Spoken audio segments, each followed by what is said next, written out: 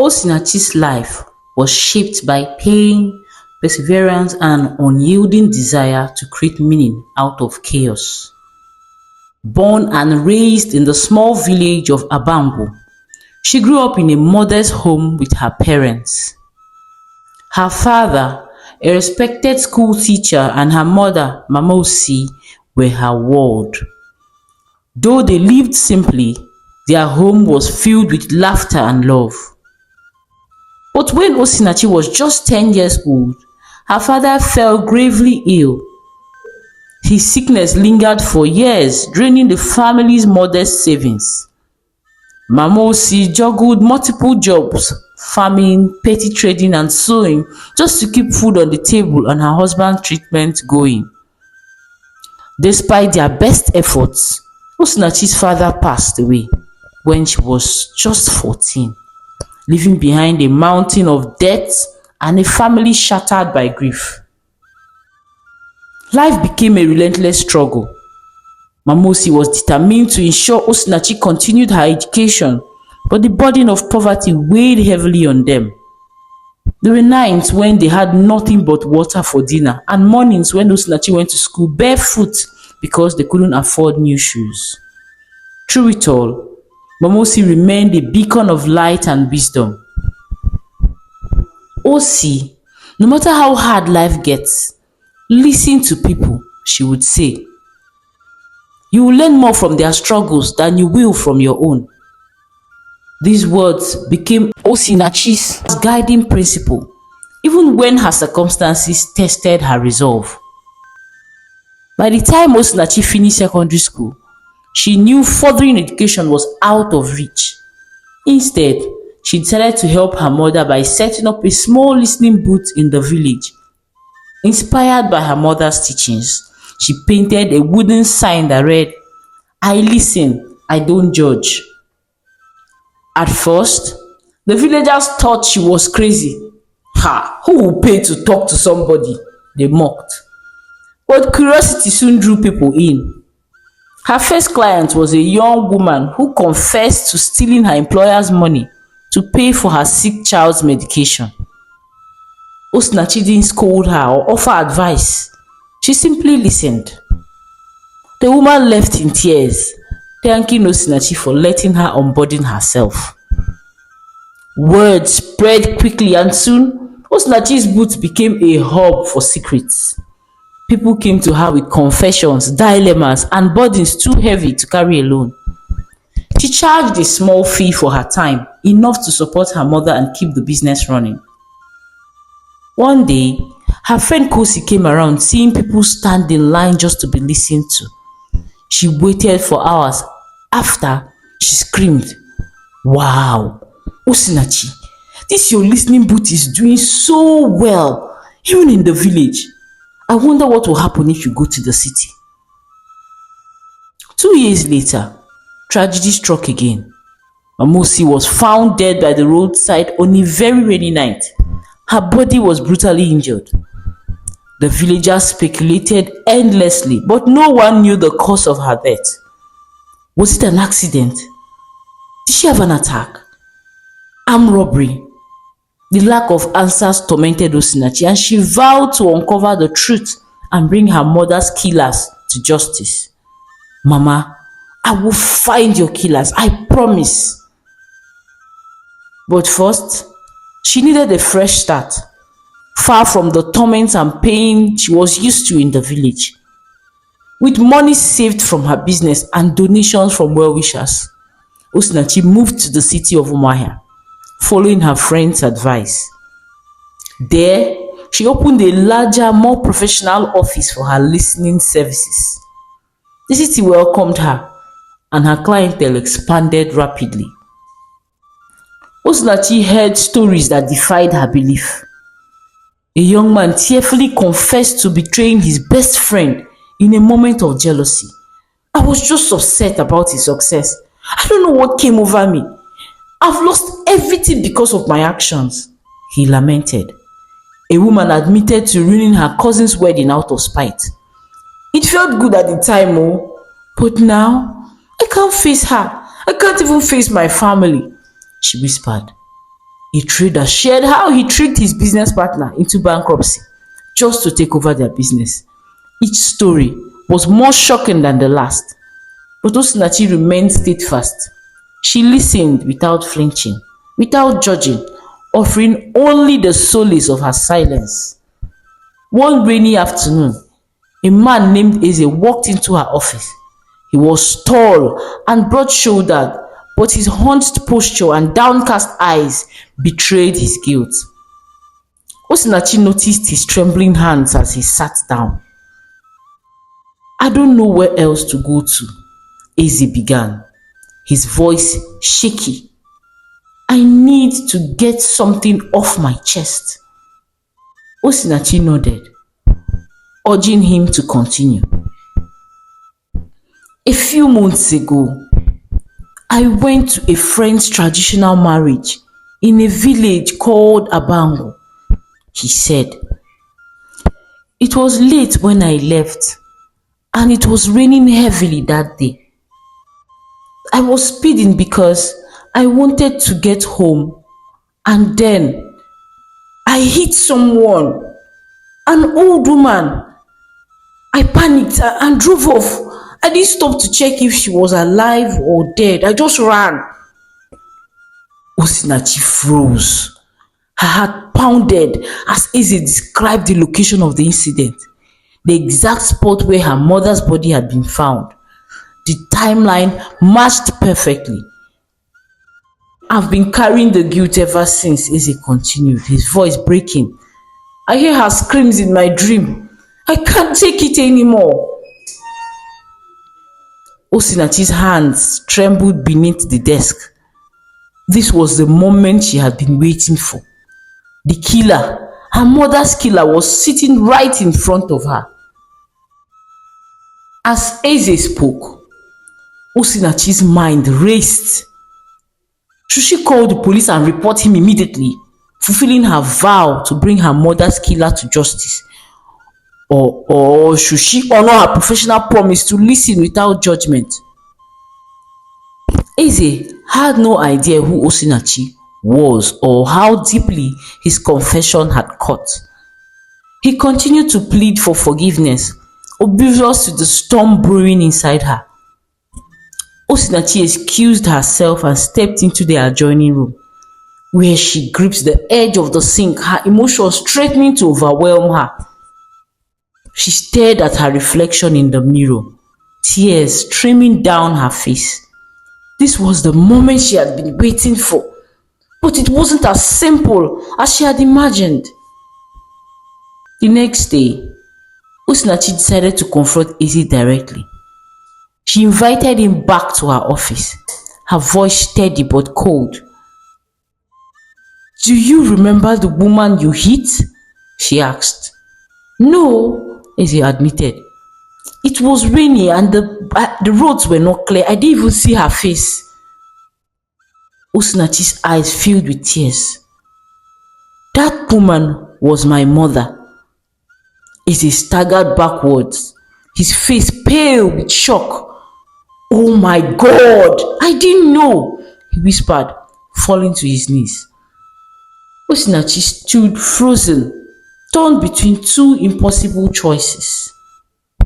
Should she break her vow and report Eze to the authorities, ensuring justice for her mother just like she had promised, or should she let him go, honoring her commitment to listen without judgment? Osinachi stood in silence, the burden of his words pressing down on her chest like a stone. Eze's trembling form was a mirror of the turmoil she felt inside. She had spent so many years listening to people confess their sins, understanding their guilt, and offering them a space to release their burdens.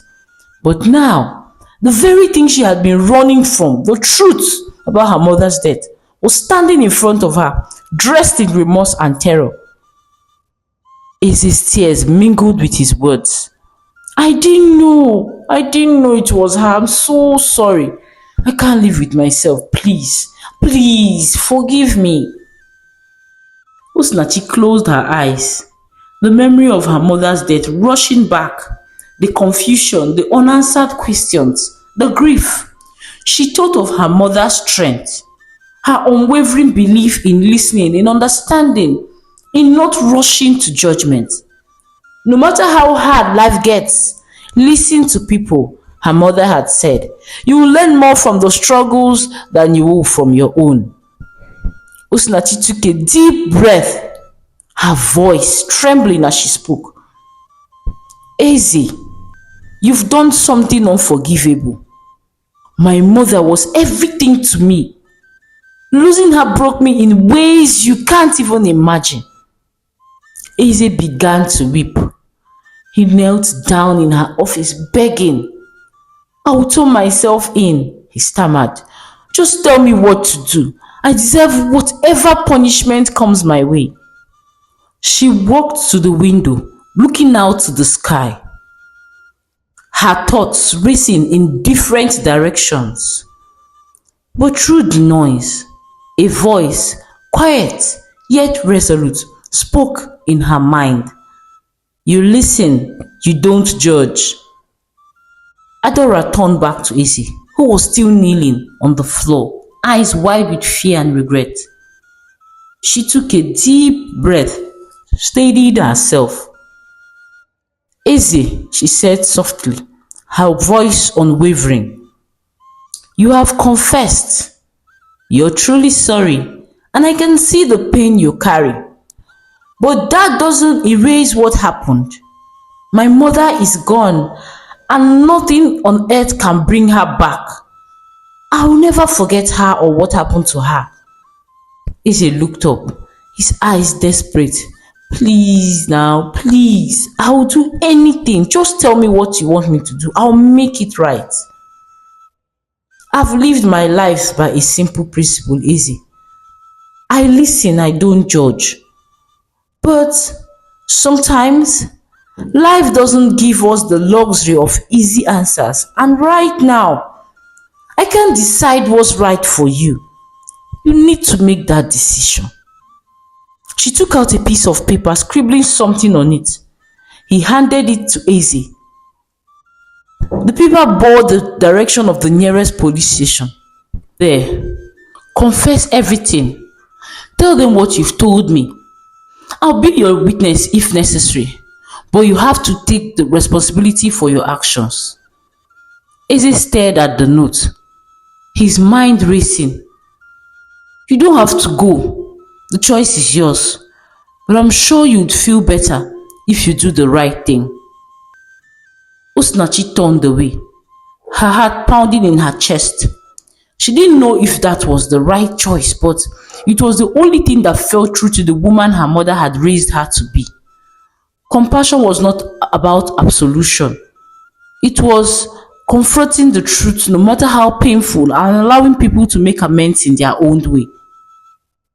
Months passed, and Osinachi's decision lingered in her mind. Eze had confessed to the authorities and faced the consequences of his actions.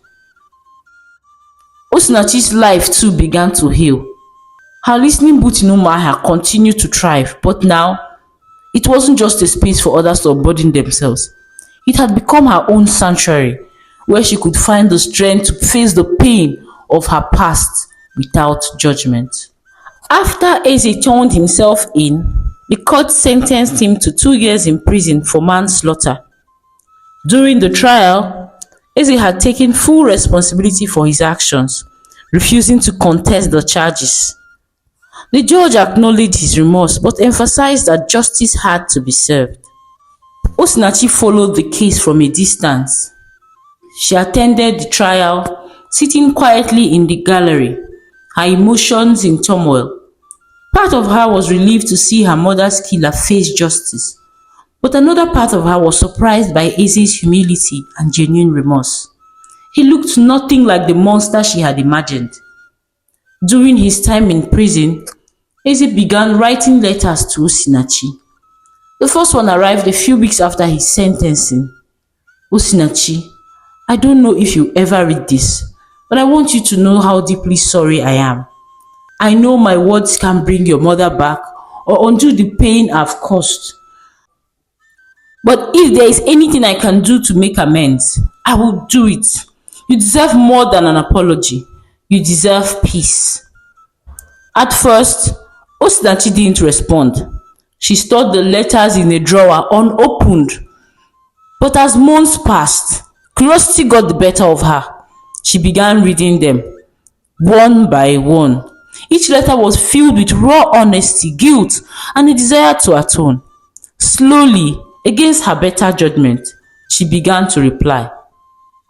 When Eze was finally released from prison, he showed up unannounced at Osinachi's office. He stood awkwardly in the doorway holding a bouquet of flowers and a small package. Osinachi froze, her heart pounding as their eyes met. "I'm not here to ask for forgiveness," Eze said softly. "I just wanted to say thank you. Thank you for listening.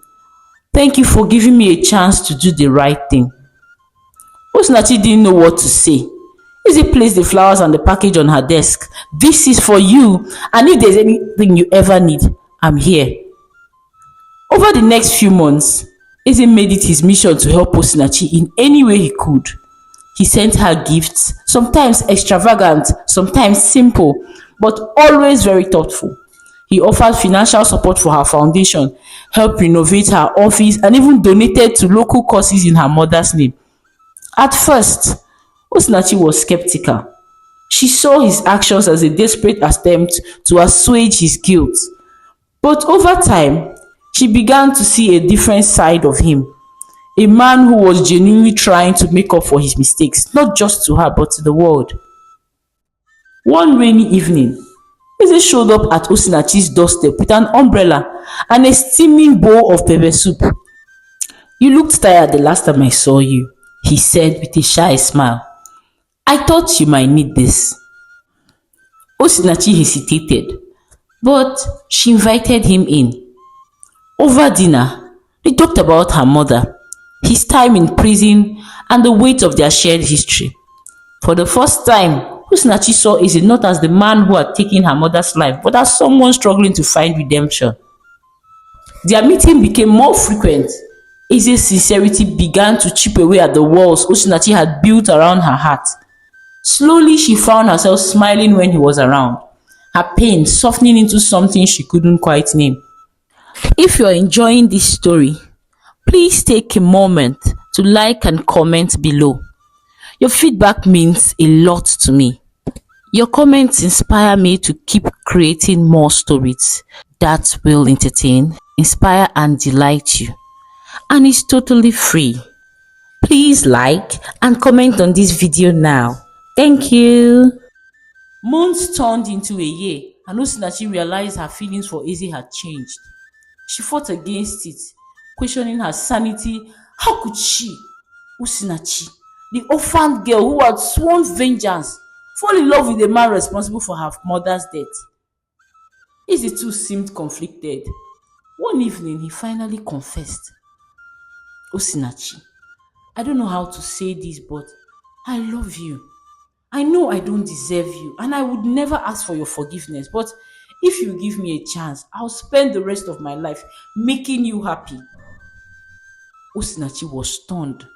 Her mind raced with doubts and fears. She wanted to scream, to cry, to run away. But a part of her, the part that always believed in listening without judgment, urged her to stay. Their relationship grew, though not without its challenges. Osinachi struggled to reconcile her feelings with her past. Eze, ever patient, never pressured her. He gave her space when she needed it and support when she asked for it. 2 years after his release, Eze proposed. It was a quiet evening, just the two of them under a starry sky. He knelt down and held out a simple gold ring. "Osinachi," he said, his voice trembling, "you've given me a second chance at life. I know I'll never erase the pain I caused you, but I want to spend every moment making it up to you. Will you marry me?" Osinachi's heart broke at the sight of him, so vulnerable and sincere. Tears streamed down her face as she whispered, "How can I marry the man who killed my mother?" Eze's eyes filled with tears. "I don't have an answer for that," he admitted, "but I love you, and I'll spend my life proving it to you if you will let me. Osinachi wrestled with her emotions for weeks. She sought advice from close friends, though she shared only vague details. In the end, it came down to her own heart. She thought about her mother, about the words Mamosi had always said. Listen to people. You will learn more from their struggles than from your own. Her mother had always believed in forgiveness, in finding strength in vulnerability. On the day of their wedding, Osinachi stood before a small gathering of friends and family. As she exchanged vows with Izzy, she felt a strange sense of peace. This wasn't just a union of two people, it was a testament to the power of redemption and love. Osinachi's story became a sensation no more. People couldn't understand how she could marry the man who had caused her so much pain. But when asked, Osinachi would only smile and say, I listen, I don't judge. And I expect the same from you. Through her work and her life, Osinachi taught others the value of compassion, forgiveness, and the strength it took to let go of the past. And in the arms of the man she had once hated, she found a love that was as unexpected as it was profound. Osinachi's journey was far from conventional, but it was hers, filled with contradictions, challenges, and above all, hope. She never stopped thinking of her mother. The lessons Mamosi had taught her were still her guiding light. The sign outside her office still read, I listen, I don't judge. But now, it carried a deeper meaning, one that transcended the simple act of listening. It was a promise to herself and to the world that no matter how messy life got, she would always listen, and in doing so, she will find a way to navigate the chaos without losing herself. The end. Thank you so much for listening to today's story.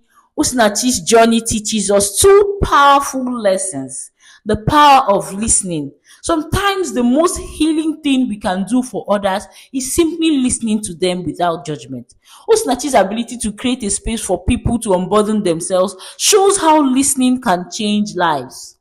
The second lesson is the complexity of forgiveness. Forgiveness isn't about excusing or forgetting the wrongdoing of others. It's about finding peace within ourselves, even when the road to justice is unclear. Now I want to hear from you. What do you think about Osinachi? Do you think she should have married the man who killed her mother? Me, I don't know. I listen. I don't judge. Now I want to hear from you. Please let me know your thoughts in the comment section. Don't forget to like, subscribe, and click the notification bell so you don't miss out on any of our videos. Until we meet again, remember, we listen, we don't judge. See you in the next video. Bye.